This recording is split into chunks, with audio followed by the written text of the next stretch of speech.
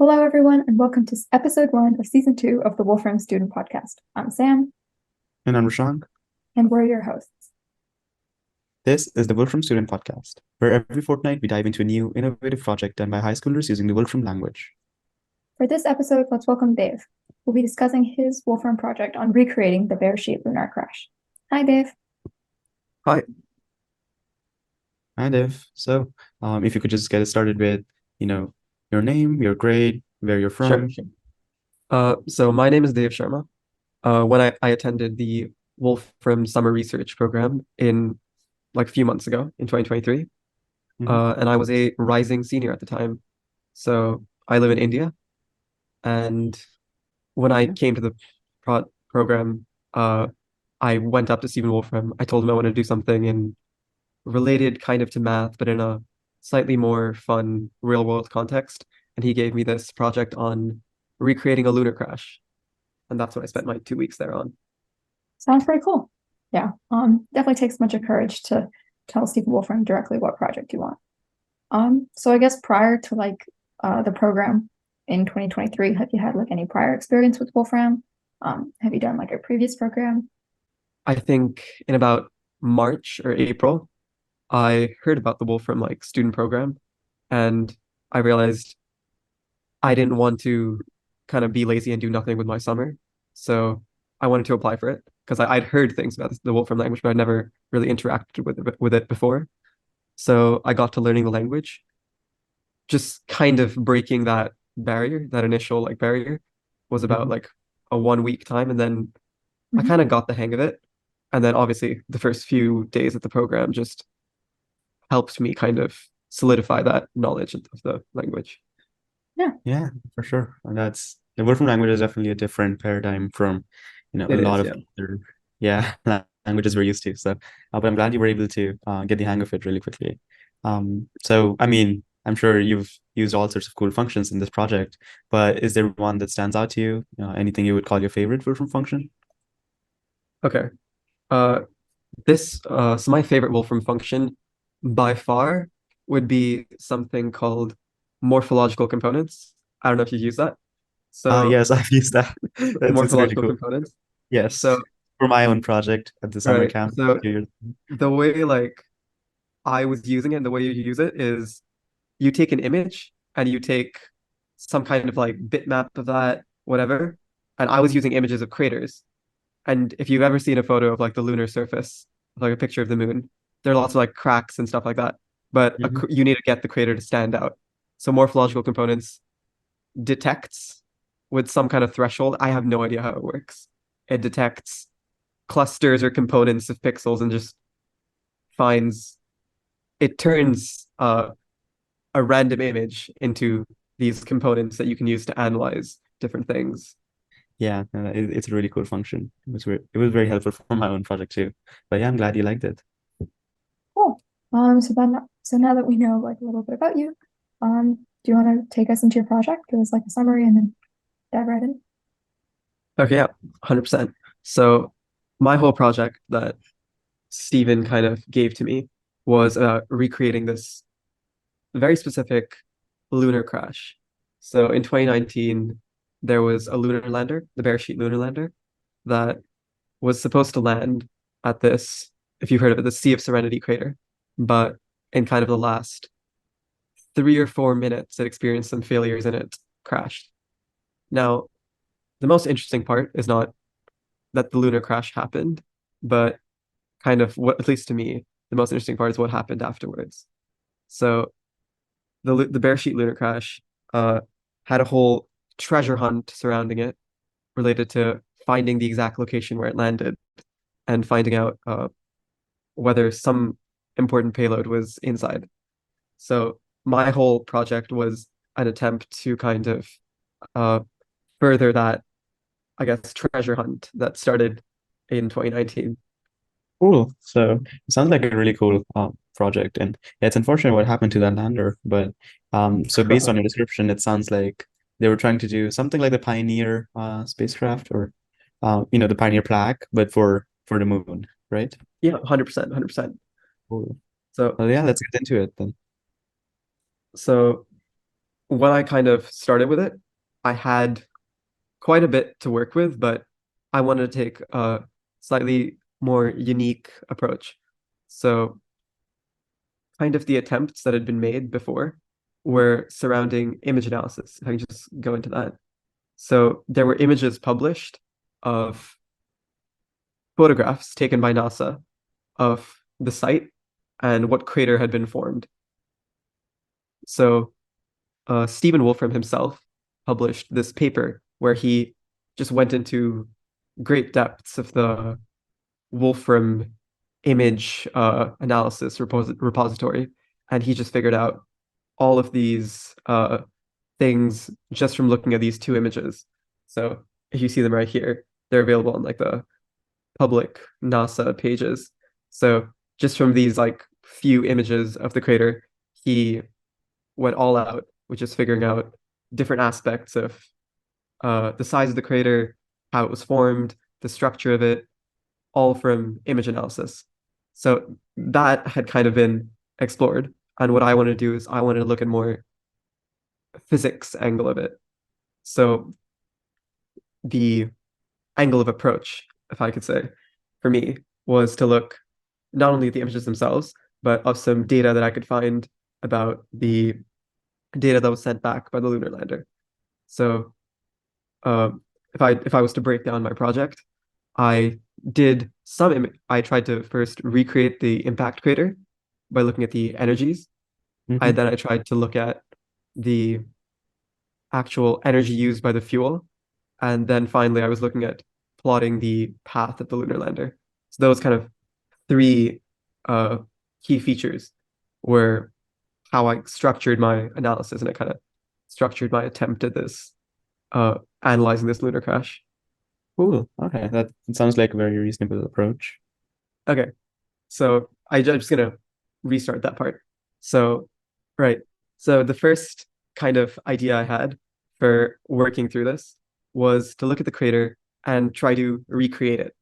So, key thing that you need to understand, and this is something I had no idea about previously, is in geology, I guess, when craters are formed on the moon, the only really big thing that matters is the angle at which they impact and the amount of energy with which they impact.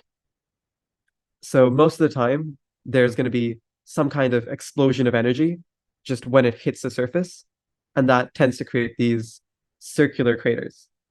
But the Beresheet impact was kind of unique in that sense that it had an elliptical crater. And that elliptical crater I kind of found and analyzed by this morphological components library. So after I was able to kind of find out that it was an elliptical structure, I went into the data. So I found the Beresheet telemetry data. So telemetry data would be the data that the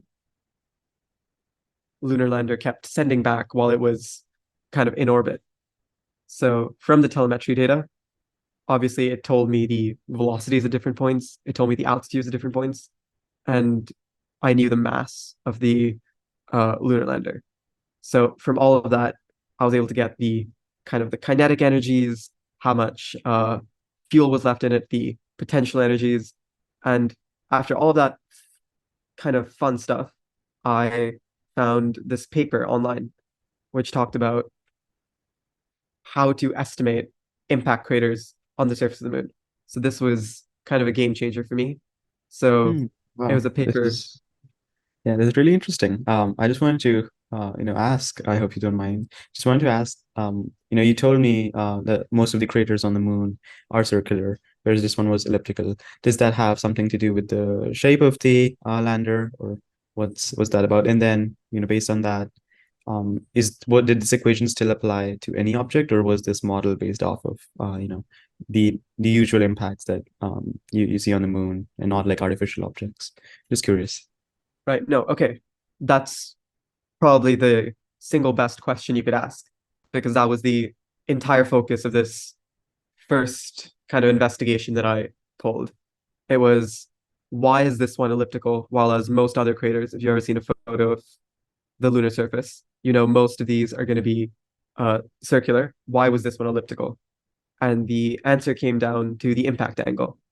So I believe, I'm not entirely sure about this metric, but if a lander impacts at above 12 degrees relative to the lunar surface, it'll always have this circular kind of landing spot, this circular crater. But if it's at a low enough angle, it'll drag across the surface and create this elliptical crater. And that's what I wanted to show. So Got it. That's really interesting. it was trying to do this almost flyby type landing. It was going at a very low angle. And when it crashed, it formed this elliptical type crater. So at this point in kind of my investigation, I ran through the telemetry data and I was just plugging things into this equation that I'd found online.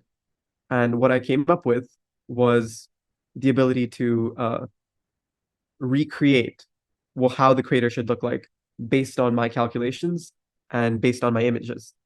So I got a pretty close representation if you see it in the Wolfram community post. I got a little red circle, which told me what my calculations predict the crater should look like versus how the crater looked in the actual images. And this was probably the biggest kind of first breakthrough I'd been able to get through my project. And I was really happy about it. Yeah, this looks really, these are really impressive results. So I can Right. definitely see why this was like, you had the aha moment in a project and you're like, yeah, it's Yeah. starting to make sense now after like this plugging in numbers into equations and trying to connect the dots. Yeah, that's great. So so I'm pretty sure you could say this about most projects. Going on a bit of a tangent, most projects that I'd seen, because I was a lot of the time I spent working on my project was just spent like talking to other people about theirs and trying to gather any kind of ideas from that. Was everyone starts out with this idea that their project's gonna be super fun and interesting, but it's not as much fun as it is just a series of roadblocks that everyone kind of sees themselves faced with. And that's really interesting to me because this project had a lot of roadblocks. And I feel like I developed new ways to overcome those roadblocks just by one trial and error. But as I kind of went through it, I got these kind of newfound intuition for how landers would work in space and just it was an interesting thing to see. It was an interesting thing to see for sure. So probably if I moved on. So once I kind of analyzed the crater itself, I wanted to understand why the lander crashed in the first place. So I looked at the crater, but now I wanted to know why the crater itself happened. Why did the lander crash? And one thing I looked at, and this comes at that there was previously published research, previously published results. One thing that the kind of the company, the Arch mission, one thing they published was that at the time of crash, there were, let me look at this. I believe it was 70 kilograms of fuel. Okay. So it had 76 kgs of fuel inside the lander at the time that it hit the ground, hit the surface. So what I wanted to understand is, one, why didn't it use that? And two, if it had used that extra fuel to kind of propel itself, would it have been able to save itself? So, and that took me down this whole rabbit hole of mapping fuel usage. So from the ideas that I had previously about telemetry data, I used the speeds to plot through the kinetic energies, and I used the altitudes that it kind of sent back to get all the gravitational potential energies. And if you've ever taken a physics class, you would know when an object is falling, all of its potential energy goes down and it transfers to kinetic energy, and that's kind of the perfect state. But if you looked at the graphs that I got out, the lines were anything but straight. There were clear drops, there were clear hikes. And from these drops and hikes, you can see that something must have happened. Something must have happened to switch it up, to change the the motion of the lander. So what I was able to do is I was able to look at these graphs, identify the major drops in total energy. So that was time when the energy of the motion majorly decreased, and there was work being done on it. And based on those drops in energy, I was able to get that at these points, the thrusters were using fuel. How much fuel were they using? Well, if you do a quick like Google search of what landers thruster type they had something called a biopropellant engine. What type of fuel were they using? They were using this fuel that was a ratio of hydrazine and an oxidizer. And based on all of these little values I was able to get from the internet, I realized that this fuel had a specific efficiency. And to get those kind of energy drops, to get the kind of drops that it required, it had to have dropped about, I found the exact values of how much fuel it had used at different points in time. So how much work was being done, how efficient was the fuel, and I found that it was using exactly about maybe 1.5 to 2 kgs of the fuel. And this was surprising to me because, like I told you in the beginning, it had over 70 kilograms of fuel left on board, and it was only using about 2 kgs to save itself. So there were some major, there were clearly some engine failures, clearly some system failures that contributed to that. And what I wanted to know is, could the lander have saved itself? If it were to be functioning normally, if it were to if it was to use its fuel efficiently, as it would have if there were no system failures, would it have been able to save itself? And that kind of brought me to, if you've ever seen it, probably the coolest named differential equation in the world. It's called the rocket equation. So I use the rocket equation, and the rocket equation talks about something where if you have a changing mass like you would in a rocket, how does that velocity change over time? How does it accelerate over time? And from the rocket equation, what I got out of it was that the lunar lander actually had more than enough fuel. It had more than enough time, more than enough fuel for it to get down from its velocity all the way to a very safe landing. And that only told me one thing, that there were, as much as there might have been, there were no problems with the fuel itself. Everything was perfectly planned until at the last moment, system failures were what caused the lunar lander to crash. It not being able to correctly use its thrusters.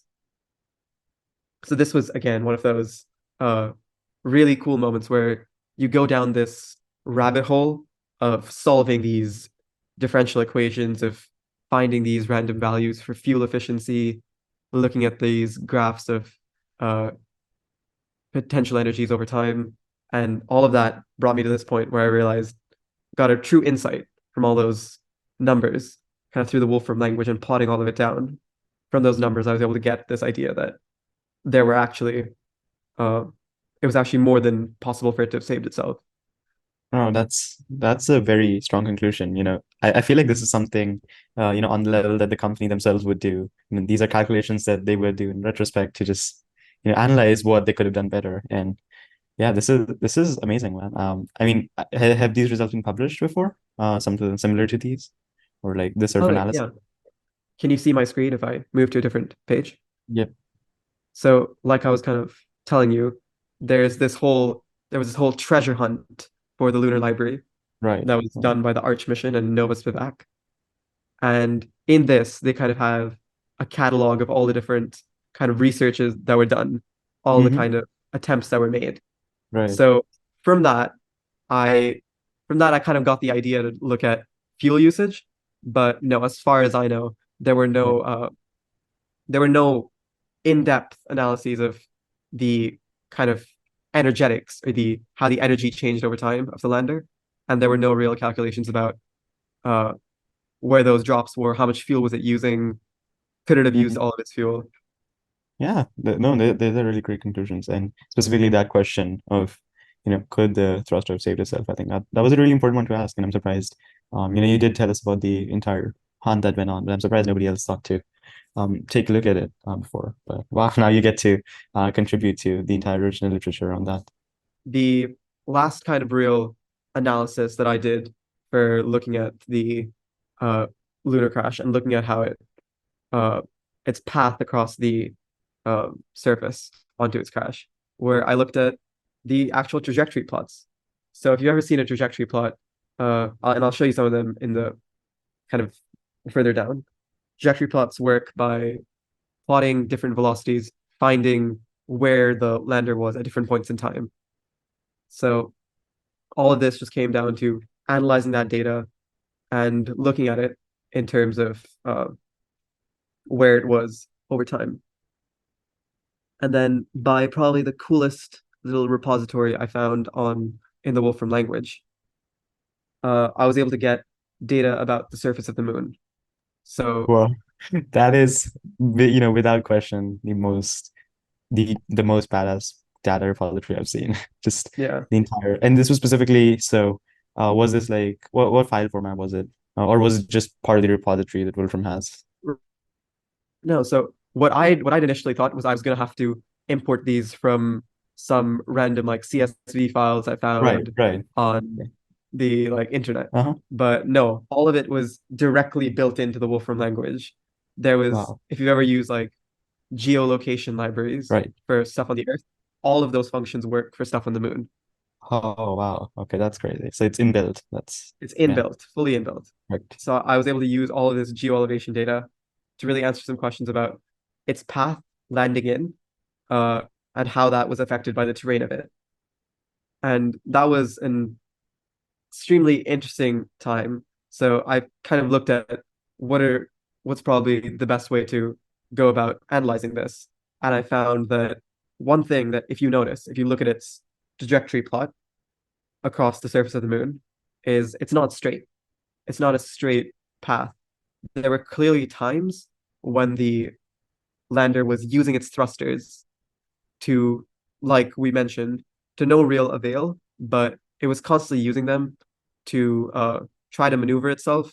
But at some points, it was just free fall. I think the main computer on board just was not able to control the thrusters.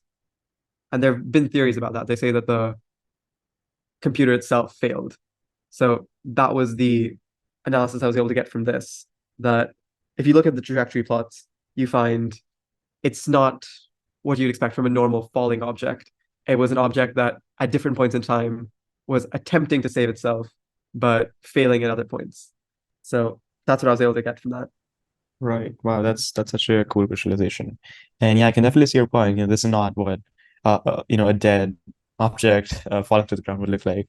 It's definitely trying to change its trajectory and trying to, change its path. But yeah, for whatever reason, that did not happen. And as you said, there have been theories about that, but this is really cool. Right. So I guess without the exact blueprints directly from the company itself, it would be hard to understand what kind of technical failures they had. But at least from this analysis, I was able to conclude that there was some kind of system engine failures that prevented it from using its fuel correctly. And that was sure. the kind of end of my analysis. And one thing I did by suggestion of one of my TAs. So one of my TAs, Macy, she really helped me through kind of this. She kind of helped me through the entirety of my project. But one of the main things she suggested is if you're going to be talking about a lunar lander, and especially one that crashed, you should be looking at the location where it hit, and you should be looking at whether there were better options for landing locations. So if you talk about any of NASA's landings or any of its previous landings or any thing on that, they take a lot of time and effort to analyze landing locations because you want to have the best bet landing location for your crash. I mean, for your landing. So one thing that I was looking at is, and this was kind of an extension as part of my project, was around this Mare Serenitatis crater. I butchered that spelling, so I call it the Sea of Serenity. It's been the site of successful moon landings in the past. So I wanted to look at if I could analyze what would be a good landing spot. and you realize that a good landing spot for a lunar crater is just how flat that region is. So what I got, and this is the picture of it directly out of elevation data from the Wolfram language, is I got the entire terrain of this crater. And what I wanted to look at was find the flattest regions, find the best regions for a possible future lunar landing. And there was no real good way to do this. So what I did is I brainstormed a little with my mentors, and I brainstormed a little with my TAs, and I got this idea for how you should be calculating how smooth an area is. So I looked at these little grid boxes of every point on the lunar surface, and I found the maximum height in that area, the minimum height in that region, and I just found the difference. So a very simple algorithm, and that kind of told me how relatively smooth it was at every point. And all of this kind of brought me to the favorite visualization I was able to get throughout my entire thing. I was able to plot the entirety of the lunar surface. I think there's a better one. It's actually the cover page of my my paper. You look at the entirety of the lunar crater, and you find the points with the most flat regions, the most ideal locations for landing.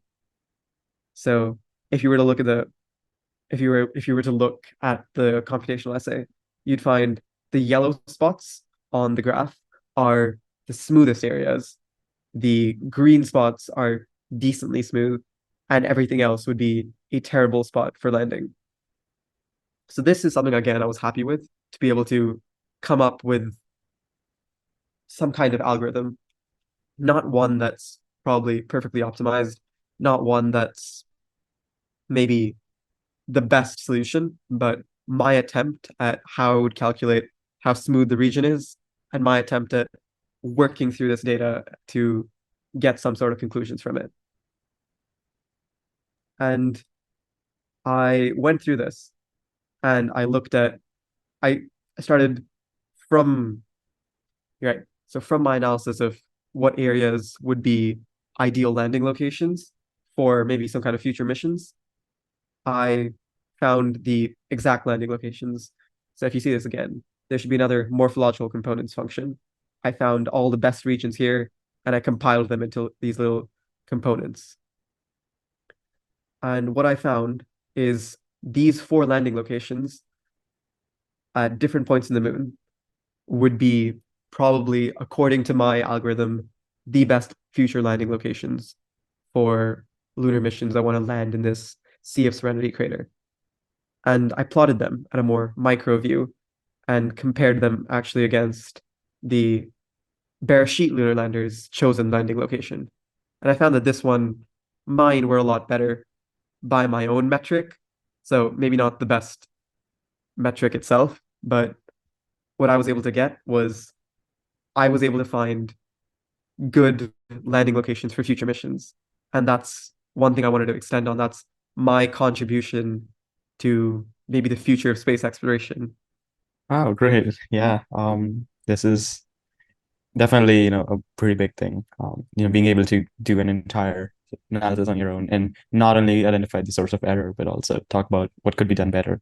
This is great. Yeah, your diagrams looked really amazing. Morphological components really came in, showed And off multiple there. points, yeah. So, cool.